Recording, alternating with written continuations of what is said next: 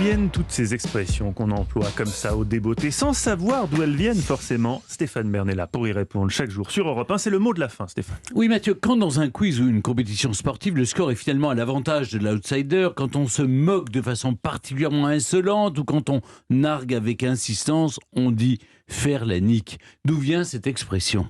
On peut dire aussi faire un pied de nez. C'est une façon plus polie de dire la même chose. D'ailleurs, si on utilise aujourd'hui faire la nique, je trouve personnellement que c'est un peu vulgaire. Est-ce que c'était le cas à l'origine aussi? Mais totalement. Ça l'est et ça l'a toujours été.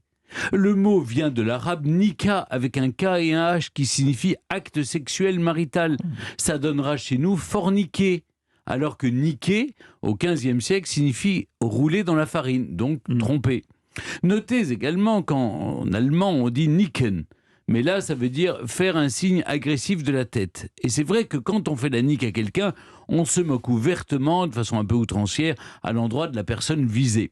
Charles VI, qu'on a baptisé tardivement le Fou, a fait battre monnaie en 1421 d'une pièce qu'on a appelée les niquets et les petits niquets.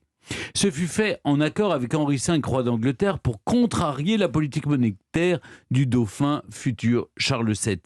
Lui faire la nique, en quelque sorte. Et c'est vrai que la pièce avait tellement peu de valeur que les gens qui la possédaient avaient vraiment l'impression de s'être fait avoir. Pour être totalement complet sur le sujet, au jeu de dés, quand on fait exactement le score que l'on a annoncé, on dit aussi faire la nique à ses adversaires. Voilà.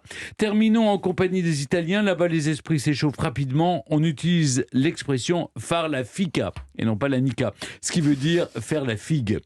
Ça veut dire défier avec insistance. Et je vois que certains sourient ici dans le studio. Pourquoi ? La figue, parce que vous l'avez compris, évoque Non, ici l'intimité des femmes pour exprimer de la colère. Avouons que c'est pas très chic et en même temps, c'est pas très féministe. Voilà. Mais en tout cas, console-nous en disant que la figue au mois de juin, c'est agréable. Ça, c'est un peu le printemps.